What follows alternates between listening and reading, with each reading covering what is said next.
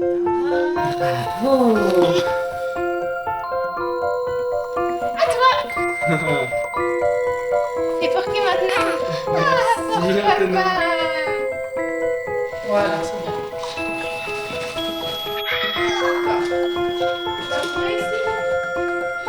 On y va?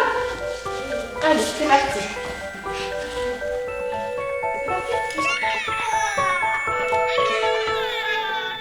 Anaïs a presque 3 ans. Elle est atteinte d'une maladie génétique qui se manifeste par des difficultés motrices et un retard de langage. Viens, tourne. Ah, c'est toi qui décides. Depuis quelques mois, elle s'exerce à marcher avec un déambulateur. Au début, elle tombait dedans. Elle n'avait pas compris qu'il fallait se tenir, comment faire les premiers pas. Et depuis un mois, elle le dirige toute seule maintenant. Donc l'étape d'après, c'est de pouvoir lâcher le déambulateur. Quand Anaïs est arrivée au centre d'action médico-sociale précoce d'Aulnoy-Emery, elle avait 2 ans. Elle savait juste se retourner et s'asseoir. On y va? Maintenant, on aimerait bien qu'elle puisse marcher seule. Et c'est pour ça que j'ai essayé de la mettre face au miroir. Elle commence à faire aussi sa marche latérale. Après de nombreuses séances de kiné, Anaïs est sur le point de faire ses premiers pas. Elle est très volontaire. Oui. Boum. Tombé. J'ai essayé aussi qu'elle lâche ses mains pour avoir des petites postures de 10 secondes en équilibre. Ça commence à venir aussi. Tu t'es lâché, c'est bien. Oui, encore. De manière générale, en kiné, on aime bien voir les enfants le plus tôt possible parce que le cerveau est très malléable, surtout les 2 premières années de vie.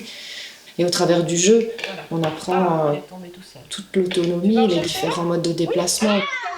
En raison d'une scoliose, la petite doit aussi porter un corset pour maintenir son dos. Mais la rigidité du corset perturbe parfois son équilibre. Quand tout va bien, on arrive jusqu'à la marche. Et puis si on n'arrive pas à la marche, on essaye d'entretenir le maximum d'autonomie. L'acquisition de l'équilibre, c'est aussi une affaire de concentration. Le début de l'apprentissage, ce n'était pas toujours évident parce qu'elle passait d'un jeu à l'autre. Elle est un petit peu dispersée.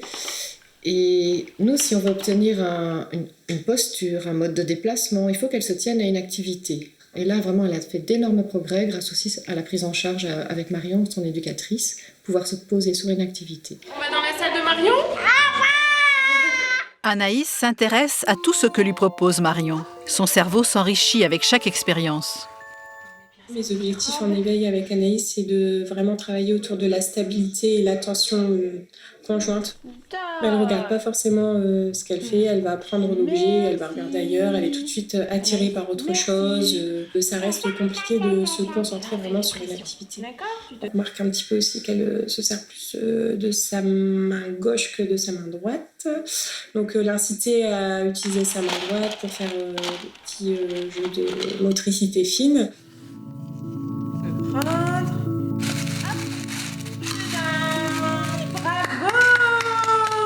Super. Encore. C'est super, Anaïs.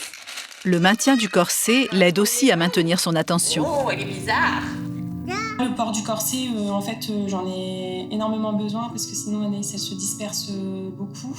Et le corset l'aide vraiment à se stabiliser au niveau de ses appuis. Enfin, sa posture, elle est de meilleure qualité. Dedans. Vas-y, doucement. Regarde. Oh, oui, bravo. On va aller s'installer. Après la kiné et la séance d'éveil, Anaïs se prépare au langage avec Aurélie, l'orthophoniste. On va prendre une petite brosse pour aller dans la bouche. Mordre dedans, c'est bien. La stimulation bucco-faciale permet à la petite de muscler ses joues et sa langue, autant pour mieux mâcher que pour parler. Ah oui, là ça. Oh, c'est bien. Bravo. Donc c'est vrai qu'Anaïs, c'est une petite fille donc, qui utilise quand même quelques petits mots. Moi, j'ai repéré 4-5 mots pour le moment, donc ce qui paraît peu pour avoir une communication fonctionnelle. Donc voilà, mon but aussi, ça va être de pouvoir enrichir ce stock lexical, qu'elle soit plus intelligible aussi par un peu tout le monde. Je repose. Tu es prêt? Anaïs s'épanouit dans la relation avec les professionnels. Elle vient d'intégrer un groupe d'éveil pour s'exercer à l'échange avec des enfants de son âge. La prochaine étape sera, si possible, d'entrer à l'école en septembre. Oh. Oui, c'est bien, Anaïs.